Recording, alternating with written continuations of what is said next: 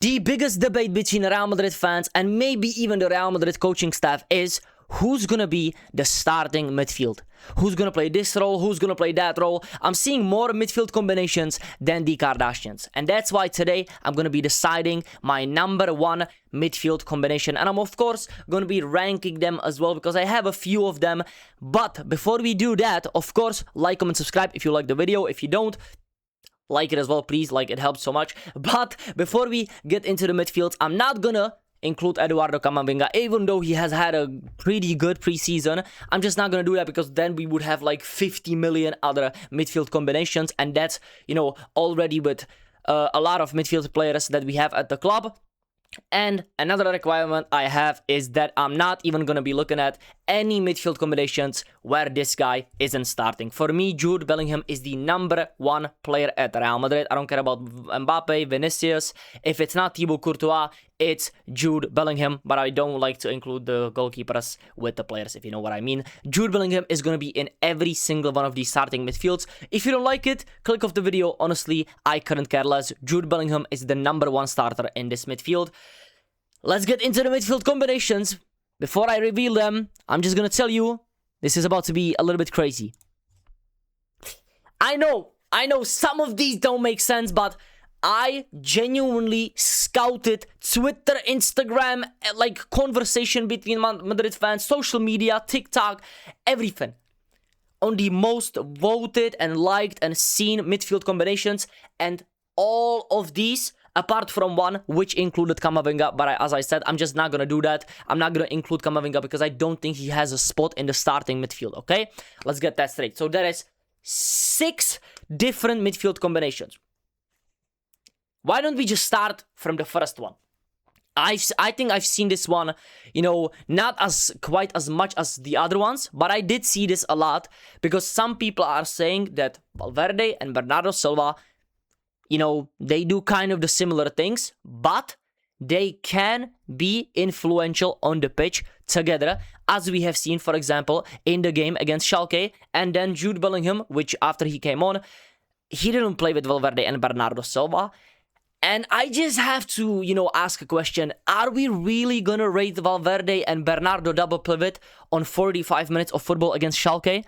And if we look at their profiles, like, I know people are just like brushing over the fact that Fede Valverde and Bernardo Silva are basically the same player in midfield. They both like to drift out, out to the right. They both do completely different things on the ball, and defensively and attackingly, they're much different. But what they, what spaces they like to occupy and their heat maps on the pitch, it's more right-sided driven, especially. How are people like brushing over this? It's a huge, huge problem, especially when you have Jude Bellingham, who also likes to drift to the left a little bit more, if we're being completely honest. So you basically have no midfield. You have like no defensive cover for Bernardo Silva if Fede Valverde is playing there and Jude Bellingham is the number 10. Because if you want to play Jude Bellingham in the 10, which I do, you kind of need him, to have that free roam, to have that space, to have that, ability to actually attack. Which is, his best ability in the 10, I would say, is goal scoring, goal threat, the final runs, even, his ability to keep the ball. It's definitely not staying in the middle and helping the 8th defend. He can do that, of course, but I think if you're playing Jude Bellingham as a defensive midfielder, you need somebody that's way more creative in the number 8, but of course, as well, who's more, a little bit defensive-minded. And I don't see that with Fede Valverde and Bernardo Silva. I think they can be defensive-minded, but they're not really a 6, or a traditional double pivot where one player is more on the ball, the other is, a little bit more physical, a little bit more strength-wise. But Bernardo Silva is not defensive. He's the guy that's supposed to be press-resistant. And if you look at Fede Valverde, this guy's a right-back, man. Like, this guy's a right winger, a right-back, and he needs a midfield of 4 midfielders. That's just my opinion. He needs either a midfield where he's going to be free and he's going to have a defensive midfielder behind him, or he needs a midfield with 4 midfielders in a 4-1-2-1-2 or a 4-3-1-2, in a diamond formation. That's where Fede Valverde absolutely shines, because he's basically playing a right mid, or he's playing a role where he can be the box-to-box. He can be the runner, not the double pivot. It just doesn't suit him, guys. Then, so if I had to give my complete opinion on that one, I don't think there's even though I think it's a really probable one for Jose Mourinho to start out with in the first game, because I think he rates Valverde, he rates Bernardo. I think he rates Bernardo more than any of us, to be honest. And he, of course, he has spoken highly about Jude Bellingham. I wouldn't like to see this midfield at all. I don't see the balance, and I do think that the Bernardo and Valverde are a bit too similar. That going to the right side just too much. So I wouldn't be picking this midfield, to be honest. Then we have Bellingham, Arda Guler, and Fede Valverde. This is more balanced in terms of creativity, 100%. A little bit more balanced, I would say, attacking-wise. I think they complement each other pretty well, attacking-wise. But this midfield will get ran through every single game. Where is the defense? Who's defending this? Is Fede Valverde the lone six in this? Or like Arda Guler is defending? I don't like particularly get it. You know, when I see these Bellingham and Arda combinations, they always pair them up with, you know, Valverde or Bernardo or even Camavinga. But I don't really see it. Like, where is the defense? What is the defensive side of things? Where is the balance? And who's playing it out of back in this midfield? Tell me, who's receiving the ball from the center backs, the right backs, the left back? I don't know. Maybe it's Arda Guler, and then we see Jude Bellingham is here, Fede Valverde is here, Arda Guler is progressing with the ball. Nobody's here to cover the defense. So this midfield already, for me, has absolutely no balance. And then you look at the attacking side of you. When all of these guys link up, they usually do pretty well. You know, I like Arda Guler and Valverde, last season they had some pretty good games together. Bellingham and Valverde, sure. The duo of Jude and Arda is just, I don't know, man. I don't know. Maybe they need to be playing in a 4. Once again, the diamond formation could be the solution to all of this, but we can't just be looking at it from the point of view just these midfields that are like not, you know, looking at any other player in the team. There's, of course, the attackers as well. We also have signed Diomande for 140 million, and we have Kylian Mbappe and Vinicius Jr. So we have to be looking at it from a point of view that will definitely be a starting 3 up front, which is going to be Diomande, Vini, and Mbappe. So this midfield 3, for me, has absolutely no balance. And if you want to play a double pivot where Arda is starting, the next guy to him cannot be Fede Valverde. And the same thing goes for Tchouameni, Bellingham, and Valverde. Even though this midfield should work 99% on paper, because yes, Jude Bellingham is more of a 10, Fede Valverde, yes, could be the 8, he's the box-to-box or the runner in this midfield, and Tchouameni is the destroyer, the physical one. There is nobody who will get the ball from the defense. There is no deep line playmaking happening. There is no progressive passes. There's no line breaking passes. There's nobody making crosses. There's nobody making fucking diagonal pass. And nothing. There is no playmaking in this midfield. I love Jude, but the playmaking, that ain't your bag, buddy. This is just not your bag, bro. And Tchouameni on the ball in big games. I've seen construction workers who have more technical ability in big games than Tchouameni. Tchouameni, it seems like he's playing with the volleyball. Like, the volleyball is pumped up. If you have ever played football with a volleyball, you know, you kick it, the ball goes, it does like 50 spins in a row. It's a knuckleball, even if you kick a finesse shot. I'm telling you. That's how Tchouameni plays in big games, especially under pressure. This guy cannot handle pressure when he has Fede Valverde next to him. It's suddenly a different conversation once again if the diamond is in place, you know? And I might be alluding to something that the diamond might be the solution, but I don't know why we signed Diomande still to this day, but I'm just gonna move past it. We have Diomande now. I just have to get over it, honestly. But for example, Tchouameni and Camavinga could work together once again in the defensive side of things if Camavinga locked in and could play those passes, because I don't think Camavinga is particularly awful in playing passes. He has good crossing ability as well. But as we all know, Tchouameni and Camavinga, when they play together, they play 2 good games. Camavinga either gets injured or he gets a red card or something just happens, or Tchouameni has an absolute stinker and they never play with each other for the next 4 months. And we see once again last season so many missed opportunities to try something different in the midfield, just forcing Fede Valverde to be the new Toni Kroos because he took the 8. Fede Valverde is not Toni Kroos. He's not going to progress. And that's another midfielder that's not doing any playmaking. That's not doing anything deep-wise in terms of receiving the ball, playing the passes to the side, to the midfield, through the lines. Nothing. This midfield won't work together. It has not worked together before. I don't want to go through with it at all.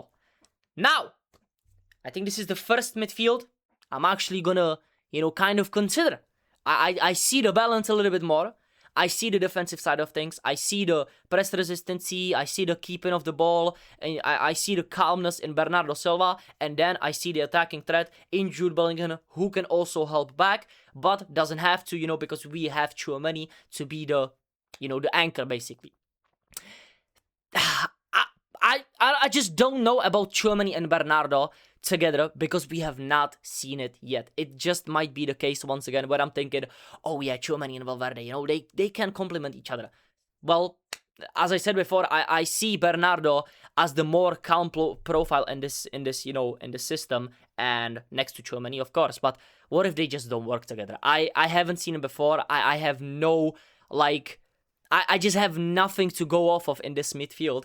But if I had to say what looks the best on paper, it might be this midfield, honestly. Because there is, on paper, once again, yeah, hear what I'm saying? I'm not saying, this will be the best midfield, this will be the starting midfield. On paper, there is more calmness, there is more keeping of the ball with Bernardo Silva. He can receive the ball off the defense, he can play those passes. I think he's better passing-wise than most of these midfielders. He's also better under pressure. And then, of course, if we need to, we have that defensive cover in Tchouameni. He's tall, he's stronger than both of them. He's more physical than both Jude and Bernardo Silva. And when we need the whole midfield to defend and we need them to run, Bernardo can run, Tchouameni can run, Bellingham can run. We have the attacking threat, in which Bernardo, I'm not saying he's the biggest attacking threat, but he can attack as well. He's good in tight spaces. He doesn't really give the ball away in the final third. And then Jude Bellingham, of course, we know his qualities in attack. But that is a huge if this actually happens, yeah, sure, this might seem good on paper. Everything I'm saying is basically true. What they do on the pitch and what I'm saying is true. Will they do it when they're actually together on the pitch and when they have to synchronize their movements and they have to, make up for their own mistakes? I don't really know, honestly, guys. But this, to me, seems like the most balanced out of them all so far. Then we get to probably the most unbalanced midfield on paper, but probably I would say the most exciting one I have seen, and people are really, really excited to put these, out on Twitter and on social media. I've even seen videos about how Jude, Arda have to play together, how Arda Guler has to be the starting, number 10, and Jude Bellingham would, in this instance, move to be the number 8. But guys, Bernardo Silva and Jude Bellingham double pivot. Okay, let's say it's this one. Once again, are we not just doing a disservice to Jude Bellingham's game? And when Jude Bellingham and Arda Guler play, especially if Arda starts in the 10 and Jude Bellingham is in the 8, Jude Bellingham clashes with Arda Guler. Because yes, Arda is the great number 10, but when Jude Bellingham is in the 8 and he has somebody there that's doing too much in the 10, I'm not gonna lie, I think Jude Bellingham just wants to do more and more and more, and sometimes it's a little bit too much, and he clashes with Arda Guler. Then again, I think, this midfield wouldn't be too bad off defensively, because I think Jude does better in the double pivot defensively than most guys actually give him credit for. I think he's underrated in the defensive side of things when he's playing in the 8. But, as I said, he likes to go too forward. Leaving Bernardo Silva alone in a double pivot is crazy work. Then you can flip it where Jude Bellingham is the number 10, Arda Guler drops down and is the double pivot with Bernardo Silva. There is absolutely no physicality between Arda Guler and Bernardo Silva. We would get absolutely ran through from a team like that even has a 1-6 that's like over 6'2" and has a midfielder that runs. Because honestly, when you get a midfield of 2 players against this midfield, I think they can outrun them. Bernardo Silva, old. Arda Guler, if he gets better in recoveries and everything, like he did in preseason, sure, it might be working in smaller games against a low block when we need to attack. I think this midfield would be perfect. But you have a big game in the UCL against some bigger midfield who likes to run or, is physical. This midfield will have so much problems. This is my biggest problem with Bernardo Silva being the savior of this midfield, because he just isn't physical at all. But then you look at the other players in the midfield and you think to yourself, wow, like Arda Güler is just such a good player. And Jude Bellingham, you can't really bench Jude Bellingham when you have him at the club after the World Cup he has had. And every time he puts on the Madrid shirt, he gives basically everything he has, honestly. You can't put down his effort. Maybe you can put down sometimes, technically, he loses his head and then, his technical ability goes out the window. He has some shenanigans with the referee, sure. You can definitely say that, but Jude Bellingham and Arda Güler are such great players. Then you pair them up with Bernardo. The midfield balance is just not really there from the defensive side of things. I know this seems exciting, and I know this seems, crazy in terms of attacking, how they link up technically, passing-wise, because I think passing-wise, Bernardo Silva and Arda Güler are the top in this midfield. And then you have Jude Bellingham, who's just the best box crasher from the midfield. He makes the best final runs. He's the best finisher in this midfield. He can also do everything as well on the pitch. So, I would like to see this midfield in, smaller games. But I don't know, man. I don't know if it's the right midfield. This midfield just seems so much more balanced. But then again, you have people saying Arda Güler has to start this and that. I don't know. The last midfield as well has Arda Güler, has Jude Bellingham, but has Tchouameni right there. This poses a question if Jose Mourinho could switch up the system and maybe play like a 4-3-3 with a lone 6 and 2-8. But then is Arda Güler with Jude Bellingham to attacking?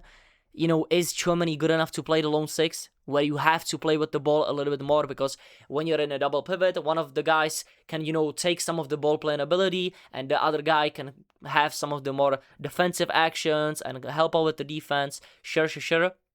But in this system, I would argue that if Tchouameni is in the lone 6 and Arda is trying to attack and Jude is trying to attack, there is once again no defensive cover, and Tchouameni cannot play out of the back with the ball at his feet because he's just not that player. If Arda Güler was better defensively, I would say this might be the best midfield, honestly. This might be the best midfield because you suddenly have that problem of playing out of the back with, the player that can receive the ball, give those passes out, be comfortable under pressure. It's Arda Güler. Arda Güler can definitely do that. His passing range is second to none. He's the best playmaker in the team.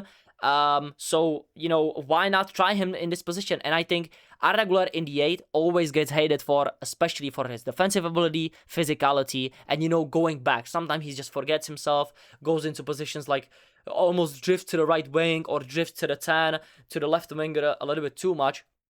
But we have not given him enough time in those positions, I think, for him to be the next Toni Kroos, because Valverde is clearly not that. Tchouameni gives him the defensive cover, and Jude Bellingham can do whatever he wants in the number 10. But, this is just... in every single one of these dilemmas, I'm assuming these players will do what we want them to do. But sometimes Tchouameni is not even a good defensive cover, guys. He loses battles in the midfield. He can't pass the ball 2 meters. He can't receive the ball. He's bad under pressure. And once again, Arda Güler goes out to attacking. Jude Bellingham forgets himself in the attack or helps the defense a little bit too much. Then we're playing out of the midfield when we win the ball, and we basically have 3 pivots next to each other. There is no number 10 because Arda Güler and Jude Bellingham suddenly decided to help the defense or help Tchouameni with the defending, and there is no playmaker or like a vocal point in the midfield to actually get through to the attack. I honestly, if I had to give you my most unbiased pick, what I would like to see in the first game, because I genuinely think this can work against smaller teams, is this midfield. Is Bernardo Silva, Arda Güler, and Jude Bellingham. Try it in smaller games. If it doesn't work out, I would try Jude Bellingham, Tchouameni, and Bernardo Silva. If that doesn't work out, I would try Jude Bellingham, Arda Güler, and Tchouameni. If that doesn't work out, I don't know what Real Madrid wants from, the universe or flipping, the fans. We need to sign another midfielder, guys. It might just be the case that Jude, Fede, Arda, Tchouameni, Bernardo, Camavinga, and all the players before and after Toni Kroos left, we have just not signed a player that fits into the balance of these players. It might just be the case. Bernardo can be that player. Do I know that? I don't know that yet. You know, I can't speak on it yet because I've seen Bernardo for like, what, 90 minutes? Maybe 90 minutes of football or like 120 minutes of football in preseason. You know, preseason, you have to take that with a little sprinkle of salt because the players are not playing at 100%, you know, pressure. You're not playing for points. You're not playing for minutes. You're not competing with anyone. You're still, you know, getting the high of the new signing, the new environment at Real Madrid. Jose Mourinho's here. Hey, it gets real this weekend, guys. This week, it gets real against Espanyol, where we're playing for the first 3 points in La Liga. And it's not just preseason now. It's not the guys competing against each other who's going to be in the starting 11. That is Barcelona right there. That is Atletico right there. The guys are going for La Liga. We're going for La Liga. So it suddenly matters. So, yes, I would like to start this midfield against a small team like, you know, Espanyol. I'm not saying that they're bad at all. I think it's going to be a tough game because we're playing away from home. But if I had to guess what Mourinho would actually do, I'm not going to lie, guys. It's probably going to be either Jude Bellingham, Valverde, Bernardo Silva, or it's going to be... I don't know if I see Tchouameni starting, honestly. I don't know if I see Tchouameni starting at all. It might just be Valverde and, you know, Bernardo and Jude Bellingham and Arda getting benched. It honestly might be. And even for the first game, we might even see Jude Bellingham benched because of the, you know, just the lack of minutes in preseason. But we will just have to wait and see. Honestly, if I had to pick one midfield to start the season, I would probably give it to Bernardo, Arda, Guler, and Jude Bellingham. Just to see it. If it doesn't work out, we still have enough of the season to try out the other midfielders. We can also change it, you know, in-game. I hope Jose Mourinho's in-game management isn't as bad as people are making it out to be. So, yeah, let me know what, you know, out of these midfields you would pick. Or if you have any other midfield combination. If you have some, I don't know, if you have, for example, Jude Bellingham on the bench. That's just not me. That's your opinion. You can leave that down below in the comments. Or if you would maybe start, like, you know, Camavinga. Some of you might start Camavinga. For me, that's just a little bit too unrealistic for the, you know, real season. So, thank you so much for watching this video. I hope you enjoyed. I think, you know, this debate needed to be spoken about. I didn't really speak about it too much after the Rodri news. Because, yes, Rodri is, of course, a Barcelona player now. So, if Rodri was at Real Madrid, he is 100% starting in this midfield. And the dilemma and the debate would be looking a lot different. Yeah, that's just football. So let me know which midfield are you picking. And thank you so much for watching this video. Like, comment, subscribe. And I'll see you in the next video. Peace out.